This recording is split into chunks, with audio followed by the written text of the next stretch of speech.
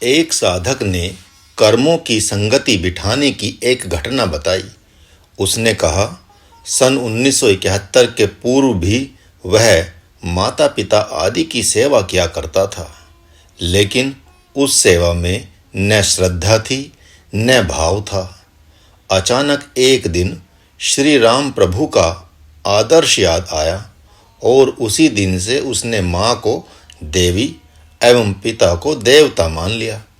उसने कहा कि मुझे यह विचार नहीं आया कि ये देवी देवता तो है नहीं, मैं तो बस लगन से सेवा करता रहा। वह प्रतिदिन की भांति एक रात्रि पिता के शरीर को तेल लगा रहा था। वे खर्राटे की नींद लेने लगे और वह तेल लगाता ही रह गया।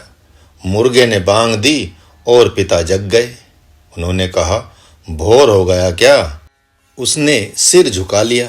पिता ने कहा कि जाओ जाओ जाओ सो जाओ। ऐसा प्राय कभी 1 घंटा, कभी 2 घंटा, कभी 3 घंटे विशेष हो जाया करता था। सोचता था कि सगुण देवता तो सामने हैं, इनकी अनुचित आज्ञा मानूं चाहे न मानूं, लेकिन सेवा करना तो मेरा धर्म है।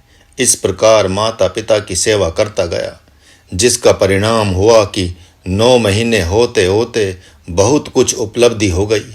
1.5-2 साल में साधना के अंतर्गत बहुत उन्नति हो गई। 3 साल में तो कहना ही क्या था। वे वरदान देने की सामर्थ्य वाले तो थे नहीं, अतः सेवा होती थी उनकी और प्रसन्न होता था मेरा भगवान।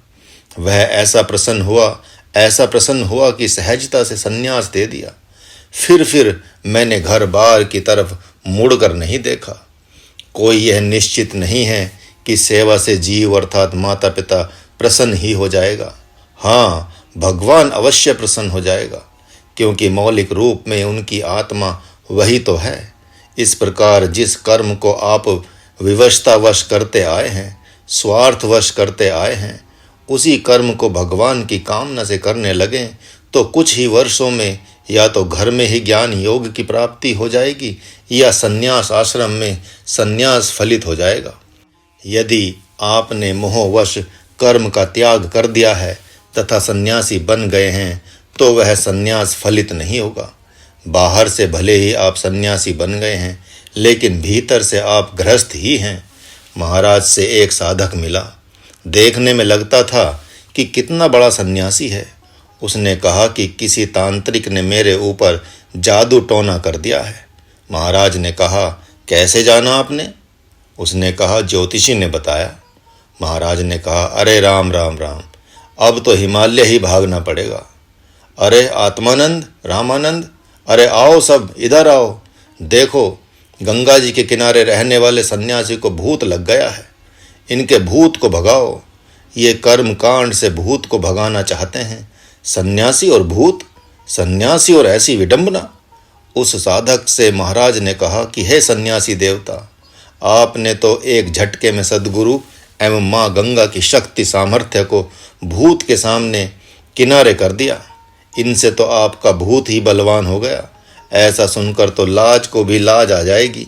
अरे, इस गंगा माँ से क्यों नहीं कहते कि तेरे दर्शन से ही मुक्ति हो जाती है, जबकि मैं तो रोज स्नान भी कर रहा हूँ। अतः यह भूत का बंधन कहाँ से आ गया? मेरी मति मारी कैसे गई? न ही प्रकृति जैर गुण है। इस मंत्र के द्वारा प्रकृति का अर्थ निकलता है रजो में, तमो में एवं सतो में। ये आपके प्रारब्ध की 3 धाराएं हैं जो अनवरत प्रवाहित होती रहती हैं, अर्थात शुभ अशुभ एवं मिश्रित विचारों के अनुसार 3 प्रकार के कर्म होते ही रहते हैं। शुभ विचार देवलोक देता रहता है, अशुभ विचार नरलोक देता रहता है और शुभ अशुभ मिश्रित विचार मनुष्य लोक अर्थात कर्म लोक देता रहता है। ये ही 3 प्रकार के कर्म अनुसार फल हैं। ये ही 3 प्रकार के कर्म अहर्निश आपके चाहने न चाहने पर भी होते ही रहते हैं। जैसे पृथ्वी से फूल, कांटे एवं फलदार वृक्ष उगते अर्थात प्रकट होते रहते हैं। यह क्रम पुरातन काल से ही चला आ रहा है। किसान का काम है कि वह खेत की जुताई करे, फिर बीज की बुआई करे, समय अनुसार फसल से घास फूस की निराई करे और फसल पकने पर उसे काट ले, निकाल ले। घास फूसों की चिंता न करे, क्योंकि वे तो नैसर्गिक हैं। उनको जड़ मूल से समाप्त करना चाहेंगे तो पहले तो वे समाप्त होंगे नहीं, और यदि किसी जहरीली दवा से आपने उनके बीज को नष्ट कर दिया तो वह मिट्टी ऊसर हो जाएगी। फिर उसमें से कोई फसल आप ले ही नहीं सकते, कोई बीज अंकुरित होगा ही नहीं। उसी प्रकार जागृत क्या स्वप्न लोक में भी कर्म तो होते ही रहते हैं। उन कर्मों को आप रोक नहीं सकते। हाँ, प्राकृतिक कर्म अपना काम करें और किसान की तरह आप अपना काम करें, अर्थात अपना स्वाभाविक धर्म रूप कर्म करते रहें। वह धर्म रूप कर्म एक ही दिन अकर्म होकर नैष्कर्म्य सिद्धि दे जाएगा। संपूर्ण भूत प्राणी अनवरत अपने अपने कर्मों में ही स्वाभाविक लगे रहते हैं। पशु पक्षी कीट पतिंगे आदि खाने पीने सोने में लगे रहते हैं।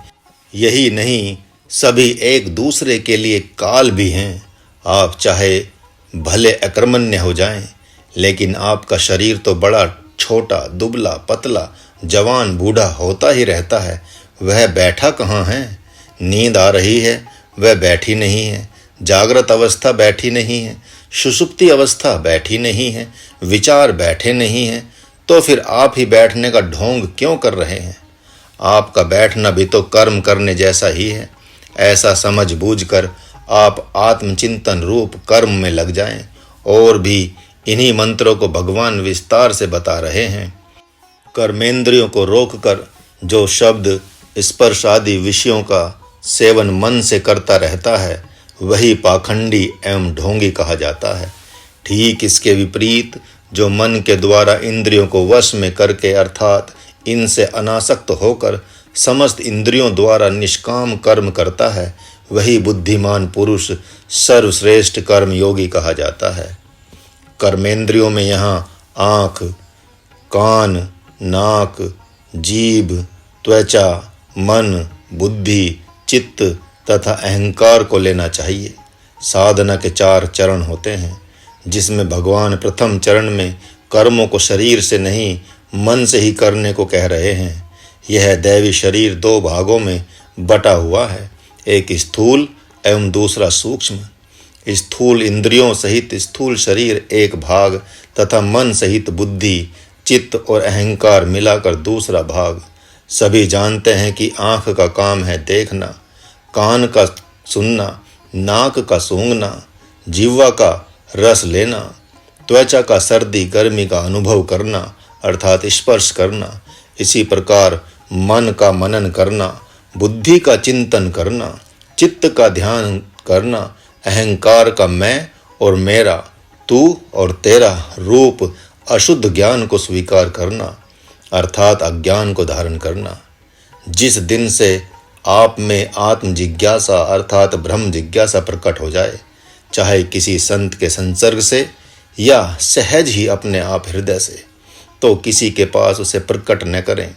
यदि संत के माध्यम से प्रकट हुई है जिज्ञासा, तो उनसे भगवत चिंतन या भगवान नाम ले लें, और स्वयं से जिज्ञासा हुई है तो उसके पूर्व जिस भगवान के नाम रूप में श्रद्धा हो, उसी को मन में धारण कर लें।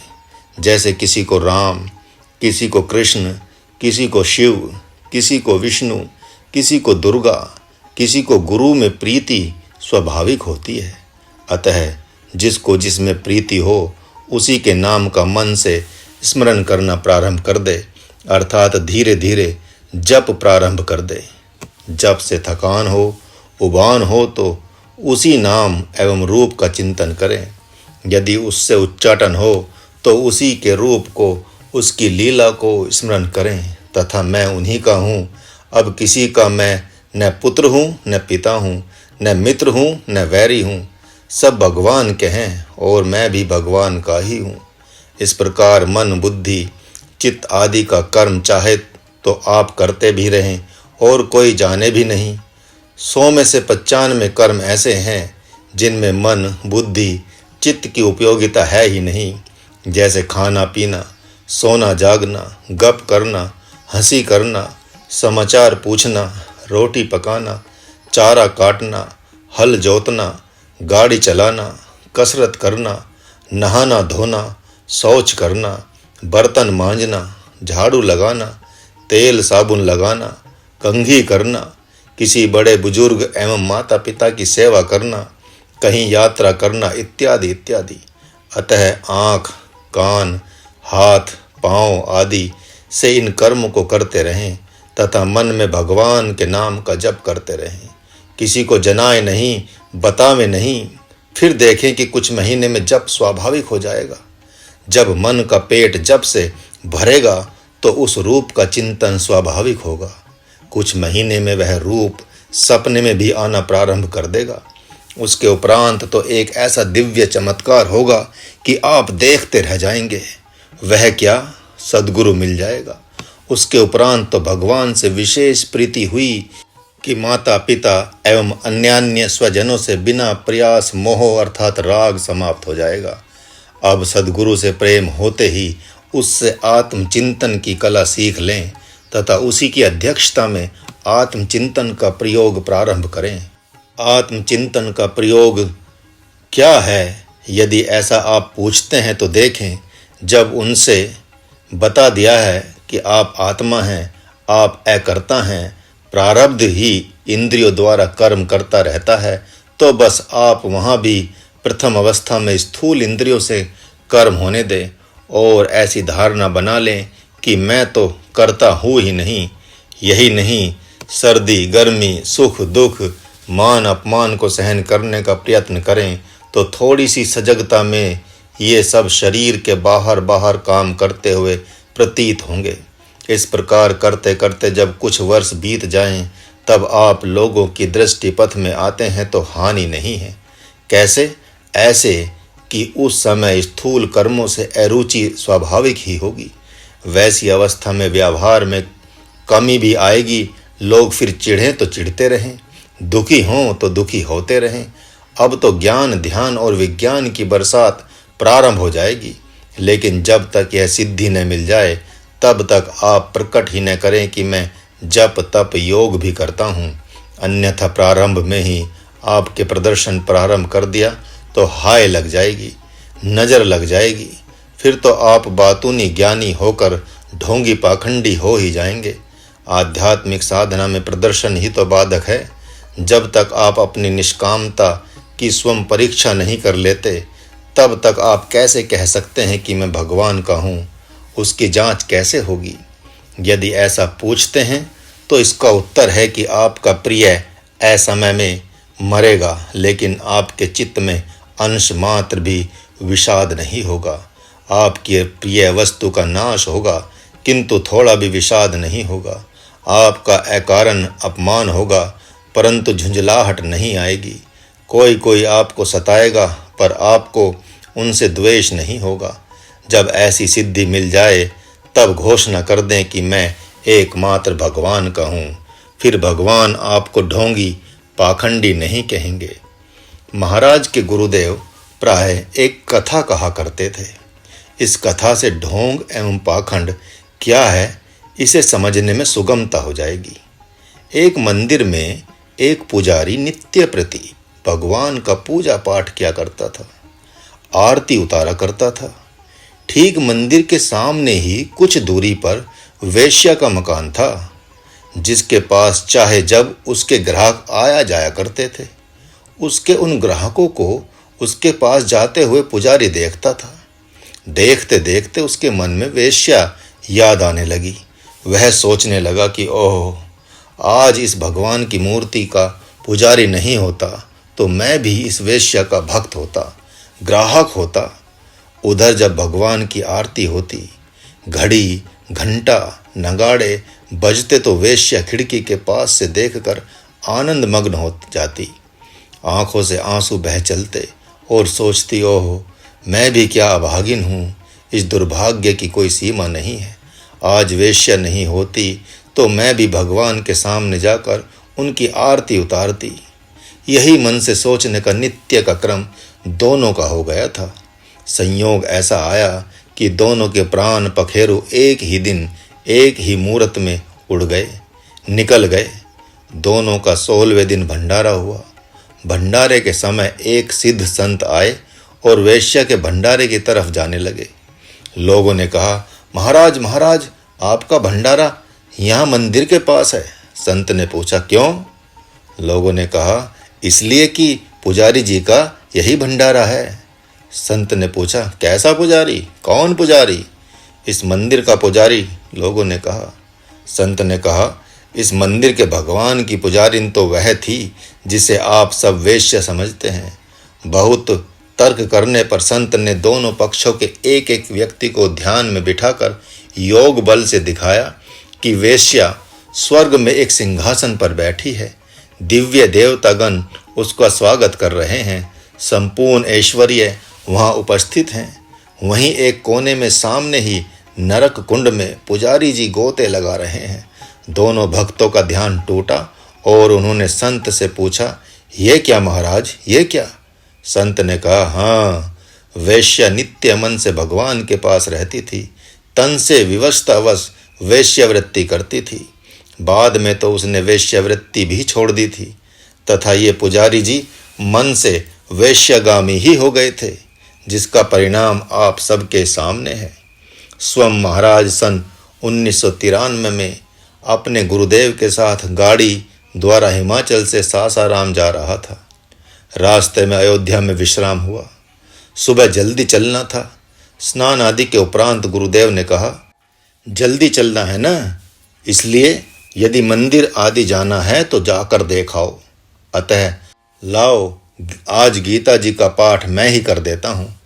तब महाराज ने हंसते हुए गुरुदेव से कहा, गुरुदेव, पाठ तो हो गया। उन्होंने पूछा, कब, किसने किया? महाराज ने कहा, मैंने। शौच, मंजन एवं स्नान करते करते लगभग गीता जी का पूरा पाठ हो गया। गुरुदेव, यह पाठ आज सबके बदले मान लिया जाए। गुरुदेव ने प्रेम पूर्वक स्वीकार कर लिया। भगवान को आपके तन से क्या लेना देना है? उन्हें तो सर्वप्रथम आपका मन चाहिए, जिसका खुलासा भगवान ने पूरी गीता में जगह जगह किया है। अरे, देव मंत्र, देवी मंत्र जैसे महामृत्युंजय मंत्र, गायत्री, नवार्ण एवं वैदिक मंत्रों का जप ही तो शरीर की शुद्धि की अपेक्षा रखता है। पुराण एवं वेद ही तो पाठ करते समय आसन, अशन, वसन की शुद्धि चाहते हैं। भगवान का नाम एवं भगवत चरित्र का गायन करने वाले ग्रंथ जैसे रामचरितमानस, वाल्मीकि रामायण, योग वासिष्ठ, महाभारत, श्रीमद् भगवत गीता और पुराणों में श्रीमद् भागवत महापुराण आदि तो शरीर की शुद्धि की अपेक्षा नहीं रखते। इन्हें आपके शरीर से क्या लेना देना? आपके शरीर की अपवित्रता से ये तो कभी अपवित्र होते ही नहीं न। लेकिन शुद्धि अशुद्धि के विषय में सोच सोच कर ही तो बहुमूल्य समय बीता जा रहा है। संन्यास आश्रम में भी आकर किसी साधक को चमकीले एवं भड़कीले वस्त्रों को पहनने का मन क्यों करता है? इसलिए कि घर में उसके पास वस्त्रों का अभाव था। आश्रम में भी उसे चरपरे, चटकदार तथा खीर पूड़ी एवं हलवा खाने का मन क्यों करता है? इसलिए कि घर का वह भुक्कड़ था तथा आश्रम में आकर वह कमरे में जप तप योग आदि क्यों करना चाहता है? इसलिए कि उसके पास कमरों का अभाव था। इतना ही नहीं बल्कि आश्रम में खाना, कपड़ा एवं मकान के लिए छीना झपटी होते देखकर लगता है यह ढोंगियों की टोली है। अवश्य इन्होंने घर में योग जप तप आदि का दिखावा किया है, ढोंग किया है। यदि ऐसा नहीं होता तो उनके मन का वैराग्य बाहर तन से बरसता हुआ दिखाई देता। दो मित्र एक संत के पास ठहरे हुए थे। संत ने एक कंबल एक मित्र को उठाकर दे दिया। 5-7 मिनट के बाद दूसरे कंबल को उठाकर उसके दूसरे मित्र को दे दिया। बाहर जाने पर पहले मित्र ने दूसरे से पूछा, क्या तूने इस कंबल की इच्छा की थी? दूसरे ने कहा, इच्छा की तो नहीं थी। हाँ, जब तुम्हारे को यह कंबल मिला तो मुझे लगा कि ये कंबल मेरे को देने के लिए रखे हैं। ऐसा मन में आते ही उन्होंने कंबल मुझे भी दे दिया। पहले मित्र ने कहा कि यदि तुम्हारे लिए रखा होता तो तुम्हारे आते ही तुम्हें कंबल दे दिए होते। 5-7 मिनट बीतने का मतलब है कि इस कंबल को उन्होंने किसी दूसरे को देने के लिए रखा था। देखना, यह कंबल तुम्हारे काम नहीं आएगा। सच में उसने पुनः मिलने पर अपने प्रथम मित्र को बताया कि तुमने ठीक ही कहा था। वह कंबल अपने तो गया ही गया, साथ में दूसरा कंबल भी लेकर चला गया। उसने बताया कि कहीं जीप से जा रहे थे, पीछे कंबल रखा था। वह कब और कहाँ दूसरे कंबल के साथ गिर गया पता ही नहीं चला, जबकि उसे संत से कहना चाहिए था कि प्रभु, मेरे पास तो कंबल पर्याप्त है, इसे किसी और को दे दें। हाँ, यदि वे कहें कि नहीं, यह तो आपके लिए ही रखा था, तब तो कोई बात ही नहीं थी। आपके पास विषय आते हैं तो क्या प्रमाण है कि वे आपके निमित्त ही हैं। अतः सावधानी बरतनी होती है। उचित तो यही होता है कि आप मन में उठने वाली वासनाओं, विषयों को स्वीकार नहीं करते तथा मन से प्रभु नाम या रूप स्मरण करते तथा तन से परिवार के आदर्श के अनुरूप व्यवहार करते। उपरोक्त मंत्र गृहस्थाश्रमी भक्त के लिए अति सार्थक है, क्योंकि वहाँ तो अपने तन पर माता पिता का, बाल बच्चों का, भाई बांधवों का, हित मित्रों का तथा समाज का, गांव का, क्षेत्र का, अतिथि का, भिखारी का, कुल गुरु आदि सब का अधिकार है। यदि भगवान का काम पूरा हुए बिना, भगवान के ध्यान में पूरा मन लगे बिना उनकी सेवा शुश्रूषा को छोड़ देते हैं तथा जब ध्यान के समय विचारों का, विषयों का चिंतन करते हैं, तो निश्चित ही आप ढोंगी या मिथ्याचारी कहे जाते हैं। अब आगे इसका पुनः विस्तार देखें।